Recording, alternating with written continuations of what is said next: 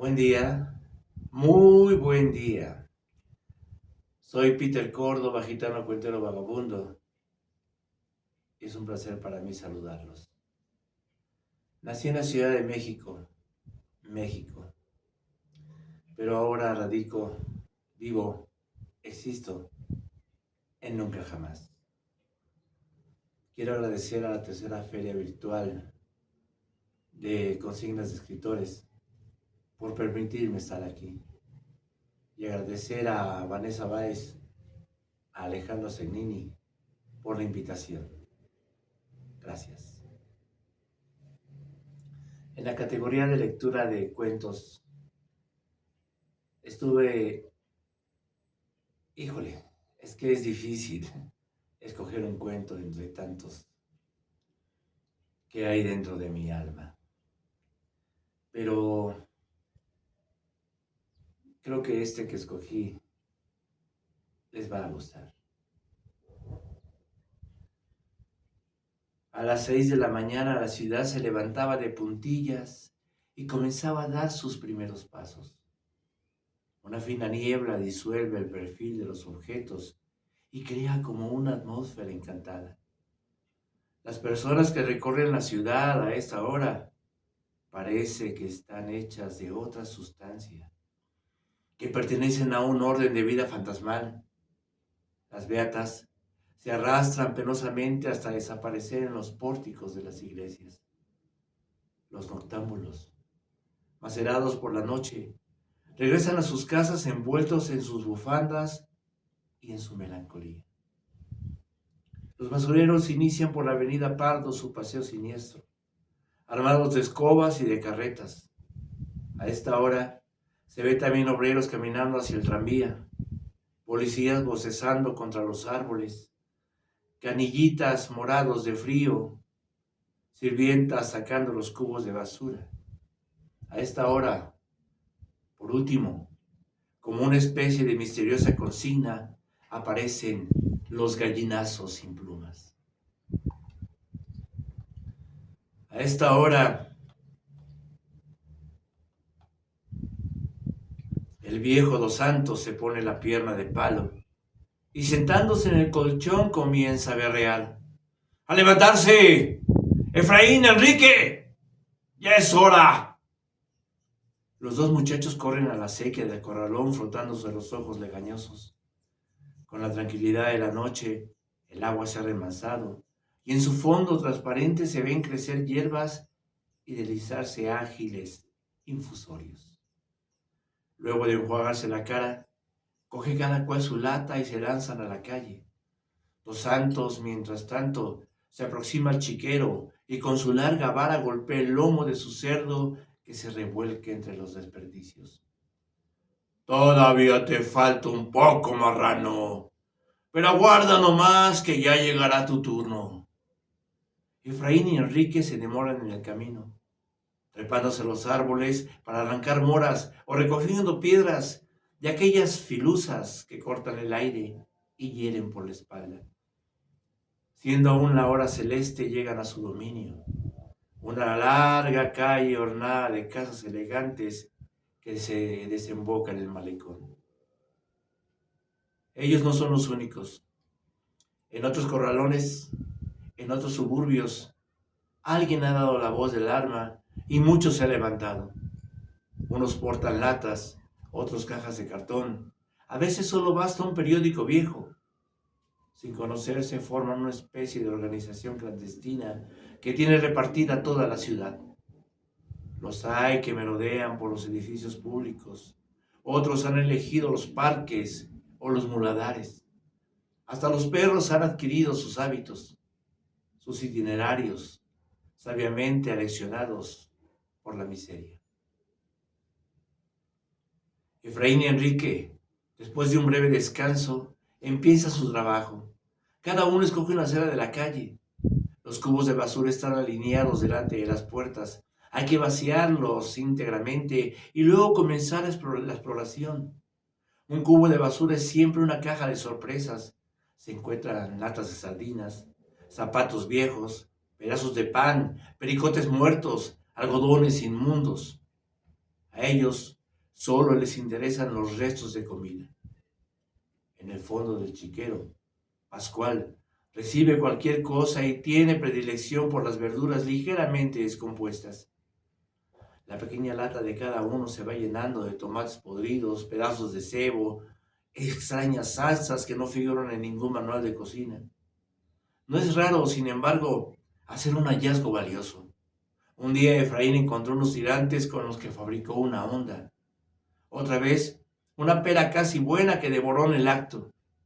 Enrique, en cambio, tiene suerte para las cajitas de remedios, los pomos brillantes, las escobillas de dientes usadas y otras cosas semejantes que colecciona con avidez.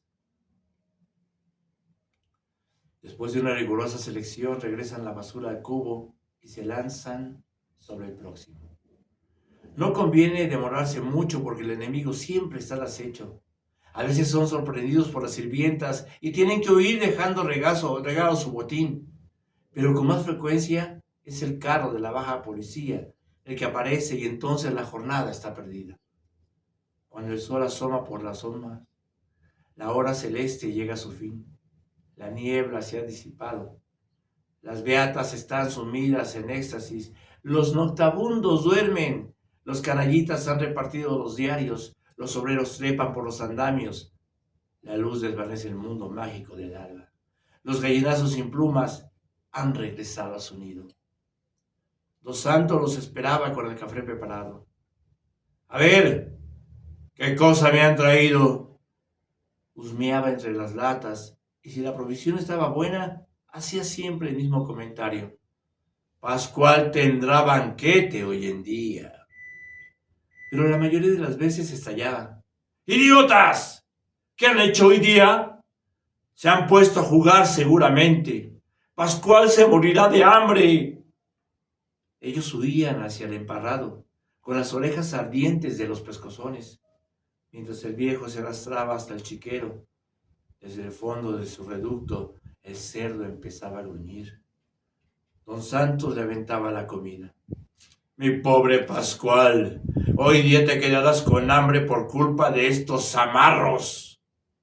Ellos no te engríen como yo. Habrá que zurrarlos para que aprendan. Al comenzar el invierno, el cerdo estaba convertido en una especie de monstruo insaciable. Todo le parecía poco y Dos Santos se vengaba en sus nietos del hambre del animal. Los obligaba a levantarse más temprano, a invadir los territorios ajenos en busca de más desperdicios. Por último, los forzó a que se dirigieran hasta el muladar que estaba al borde del río. Allí encontrarán más cosas. Será más fácil además porque todo está junto. Un domingo Efraín y Enrique llegaron al barranco.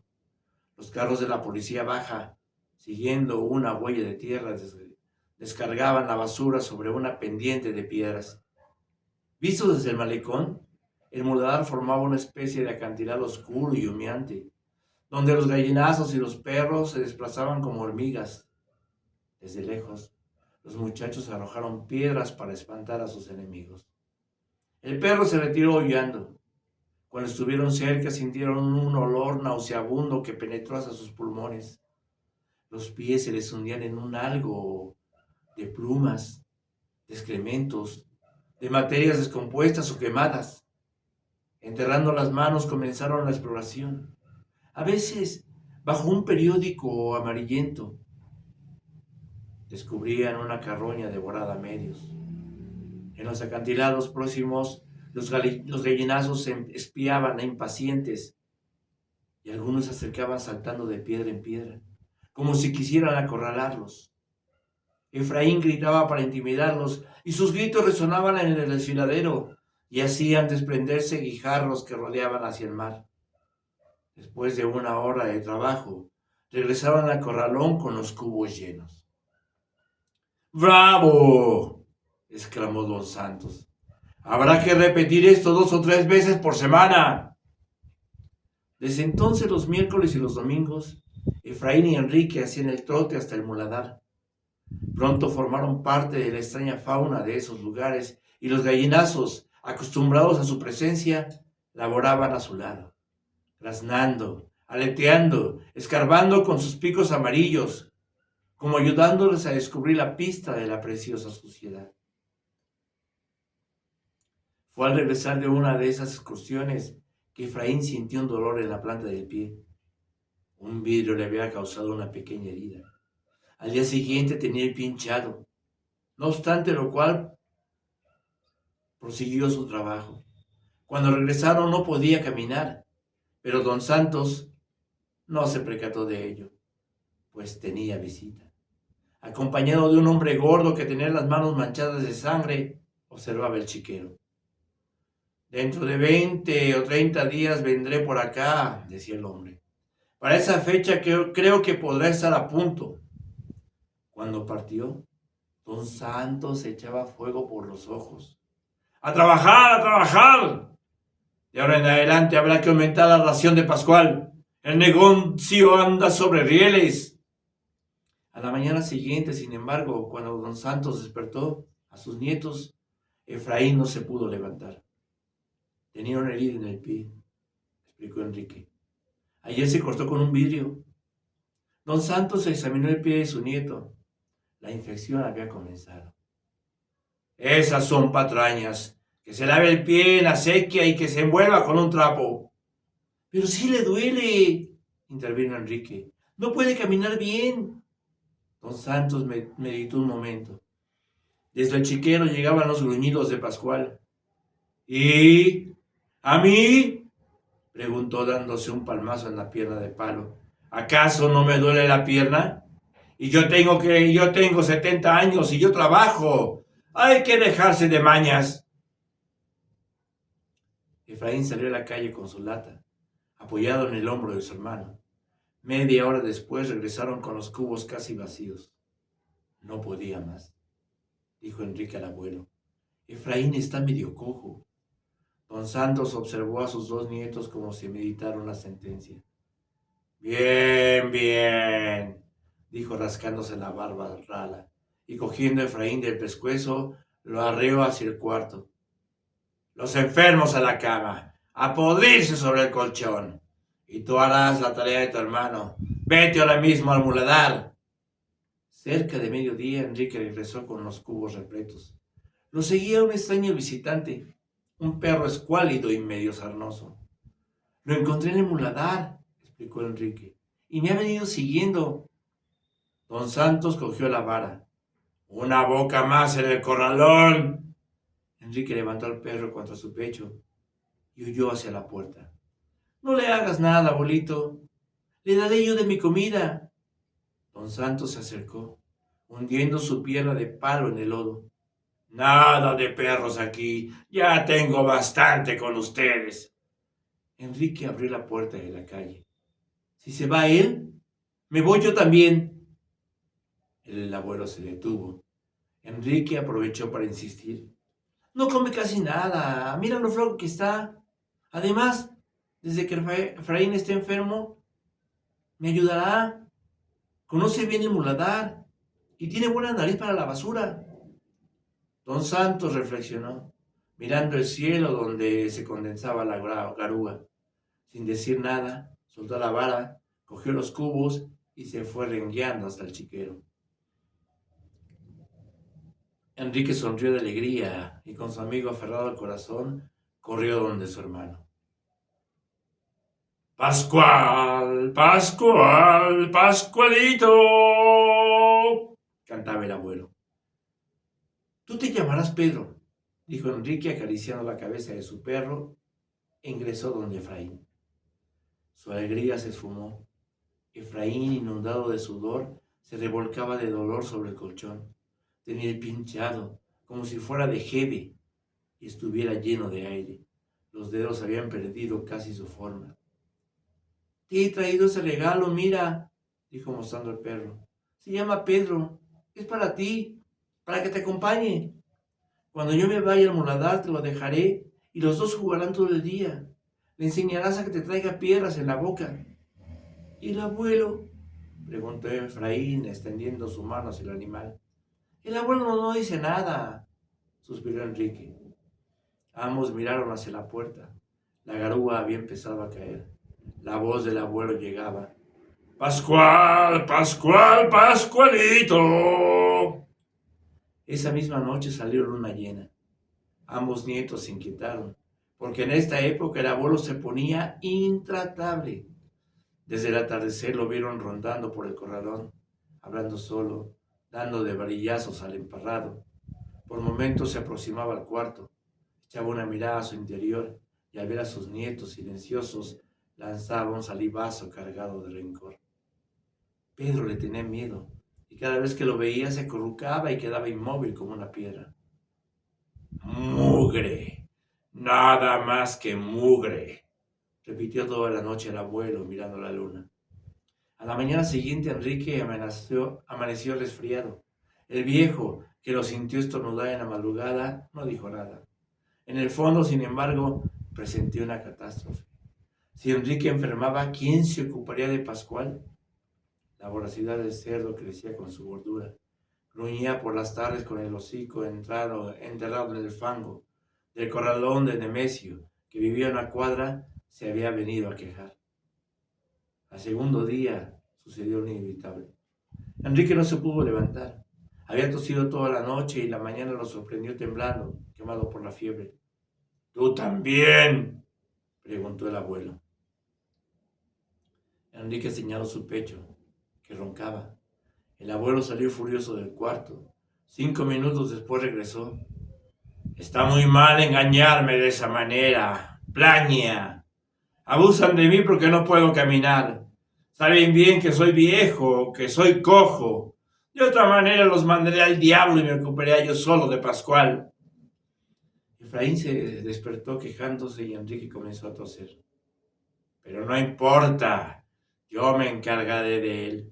Ustedes son basura, nada más que basura. Unos pobres gallinazos sin plumas. Ya verán cómo les saco ventaja. El abuelo está fuerte todavía, pero eso sí, hoy día no habrá comida para ustedes. No habrá comida hasta que no puedan levantarse a trabajar. A través del umbral lo vieron levantar las latas en vilo y volcarse en la calle. Media hora después regresó aplastado. Sin la ligereza de sus nietos, el carro de la baja policía lo había ganado. Los perros, además, habían querido morderlo. Pedazos de mugre. Ya saben, se quedarán sin comida hasta que no trabajen. Al día siguiente trata de repetir la operación, pero tuvo que renunciar. Su pierna de palo había perdido la costumbre de las pisadas de asfalto, de las duras aceras, y cada paso que daba era como un lanzazo en la ingle. A la hora celeste del tercer día quedó desplomado en su colchón, sin otro ánimo que para el insulto. Si se muere de hambre, gritaba, será culpa de ustedes. Desde entonces empezaron unos días angustiosos, interminables. Los tres pasaban el día encerrados en el cuarto, sin hablar, sufriendo una especie de reclusión forzosa. Efraín se revolcaba sin tregua. Enrique tosía. Pedro se levantaba y después de hacer un recorrido por el corralón, regresaba con una piedra en la boca que depositaba en las manos de sus amos. Don Santos, a medio acostar, jugaba con su pierna de palo y les lanzaba miradas feroces. A mediodía se arrastraba hacia la esquina del terreno donde crecían verduras y preparaba su almuerzo que devoraba en secreto. A veces aventaba a la cama de sus nietos alguna lechuga o una zanahoria cruda, con el propósito de incitar su apetito, creyendo así hacer más refinado su castigo. Efraín ya no tenía fuerzas para quejarse. Solamente Enrique sentía crecer en su corazón un miedo extraño, y al mirar a los ojos del abuelo creía desconocerlo, como si ellos hubieran perdido su expresión humana. Por las noches, cuando la luna se levantaba, cogía a Pedro entre sus brazos y lo aplastaba tiernamente hasta hacerlo gemir. A esa hora el cerdo comenzaba a gruñir y el abuelo se quejaba como si lo estuvieran ahorcando. A veces se ceñía la pierna de palo y salía al corralón. A la luz de la luna, Enrique lo veía ir 10 veces al chiquero, a la huerta, levantando los puños, atropellando lo que encontraba en su camino. Por último, reingresaba en su cuarto y se quedaba mirándolos fijamente, como si quisiera ser los responsables del hambre de Pascual. La última noche de luna llena nadie pudo dormir. Pascual lanzaba verdaderos rugidos. Enrique había oído decir que los cerdos, cuando tenían hambre, se volvían locos como los hombres. El abuelo permaneció en vela, sin apagar siquiera el farol. Esta vez no cerró el corralón, ni maldijo entre dientes. Hundido en su colchón, miraba fijamente a la puerta. Parecía amasar dentro de sí una cólera muy vieja, jugar con ella, aprestarse a dispararla. Cuando el cielo comenzó a desteñirse sobre las lomas, abrió la boca. Mantuvo su oscura oquedad, vuelta hacia sus nietos, y lanzó un rugido. ¡Arriba, arriba, arriba! Los golpes comenzaron a llover. ¡A levantarse, haraganes! ¿Hasta cuándo vamos a estar así? ¡Esto se acabó! ¡De pie! Efraín se echó a llorar. Enrique se levantó, aplastándose contra la pared. Los ojos del abuelo parecían fascinarlo, hasta volverlo insensible a golpes. Veía la vara alzarse y abatirse sobre su cabeza como si fuera una vara de cartón. Al fin pude reaccionar. A Efraín no. Él no tiene la culpa. Déjame a mí solo. Yo saldré. Yo iré al muladar. El abuelo se contuvo jadeante. Tardó mucho en recuperar el aliento. Ahora mismo, al muladar. Lleva los 2 cubos. 4 cubos. Enrique se apartó. Cogió los cubos y se alejó a la carrera. La fatiga del hambre y de la convalecencia lo hacían trastabillar. Cuando abrió la puerta del corralón, Pedro quiso seguirlo. Tú no. Quédate aquí cuidando a Efraín. Y se lanzó a la calle respirando a pleno pulmón el aire de la mañana. En el camino comió hierbas, estuvo a punto de mascar la tierra. Todo lo veía a través de una niebla mágica. La debilidad lo hacía ligero, etéreo. Volaba casi como un pájaro. En el muladar se sintió un gallinazo más entre los gallinazos. Cuando los cubos estuvieron rebosantes, se emprendió el regreso. Las beatas, los noctámbulos, los canillitas descalzos, todas las secreciones del alba comenzaban a dispersarse por la ciudad. Enrique, devuelto a su mundo, caminaba feliz entre ellos, en su mundo de perros y fantasías, tocado por la hora celeste. Al entrar al corralón sintió un aire opresor, resistente, que lo obligó a detenerse. Era como si allí, en el dintel, terminaba un mundo y comenzara otro fabricado de barro, de rugidos, de absurdas penitencias. Lo sorprendente era, sin embargo, que esta vez reinaba en el corralón una carga de malos presagios, como si toda la violencia estuviera en equilibrio, a punto de desplomarse. El abuelo, parado al borde del chiquero, miraba hacia el fondo. Parecía un árbol creciendo desde su pierna de palo. Enrique hizo ruido, pero el abuelo no se movió. Aquí están los cubos. Don Santos le volvió la espalda y quedó inmóvil. Enrique soltó los cubos y corrió intrigado hasta el cuarto. Efraín apenas lo vio, comenzó a gemir. Pedro, Pedro. ¿Qué pasa? Pedro ha mordido al abuelo. El abuelo cogió la vara. Después lo sentí aullar. Enrique salió del cuarto. Pedro, ven aquí. ¿Dónde estás, Pedro? Nadie le respondió. El abuelo seguía inmóvil con la mirada en la pared. Enrique tuvo un mal presentimiento. De un salto se acercó al viejo. ¿Dónde está Pedro? Su mirada descendió al chiquero. Pascual devoraba algo en medio del lodo. Aún quedaban las piernas y el rabo del perro. ¡No! Gritó Enrique tapándose los ojos. ¡No, no! Y a través de las lágrimas buscó la mirada del abuelo. Este la rehusó, girando torpemente sobre su pierna de palo. Enrique comenzó a danzar en torno suyo, prendiéndose de su camisa, gritando, pataleando, tratando de mirar sus ojos, de encontrar una respuesta. ¿Por qué has hecho eso? ¿Por qué? El abuelo no respondía. Por último, impaciente, dio un manotón a su nieto que lo hizo rodar por tierra. Desde allí, Enrique observó al viejo que, erguido como un gigante, miraba obstinadamente el festín de Pascual. Estirando la mano encontró la vara que tenía al extremo manchada de sangre. Con ella se levantó de puntillas y se acercó al viejo. ¡Voltea! ¡Voltea!, gritó. Cuando don Santos se volvió, disipó la bala que cortaba el aire y se estrellaba contra su pómulo. ¡Toma!, chilló Enrique y levantó nuevamente la mano, pero súbitamente se detuvo, temeroso de lo que estaba haciendo, y lanzando la bala a su alrededor, miró al abuelo casi arrepentido. El viejo, cogiéndose el rostro, retrocedió un paso. Su pierna de palo tocó tierra húmeda, resbaló y dando un alarido se precipitó de espaldas al chiquero. Enrique retrocedió unos pasos. Primero aguzó el oído, pero no se escuchaba ningún ruido. Poco a poco se fue aproximando. El abuelo, con la pata de palo quebrada, estaba de espaldas en el fango. Tenía la boca abierta y sus ojos buscaban a Pascual, que se había refugiado en un ángulo y husmeaba sospechosamente el lodo. Enrique se fue retirando, con el mismo sigilo con que se había aproximado. Probablemente el abuelo alcanzó a divisarlo, pues mientras corría hacia el cuarto le pareció que lo llamaba por su nombre, con un tono de ternura que él nunca había escuchado. ¡A mí, Enrique! ¡A mí! ¡Pronto!, exclamó Enrique, precipitándose sobre su hermano. ¡Pronto, Efraín! El viejo se ha caído al chiquero. Debemos irnos de acá.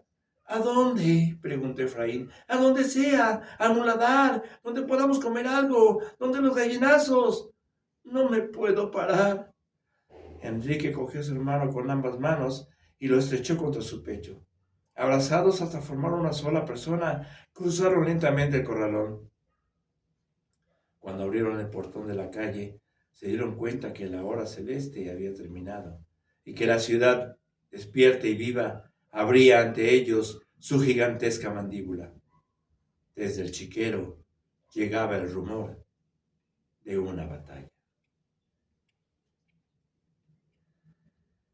Los gallinazos sin plumas. Julio Ramón Ribeiro, mi amigo el flaco. Peter Córdoba, gitano cuentero vagabundo, les dice gracias, grazie, merci y hasta la próxima. ¡Abur!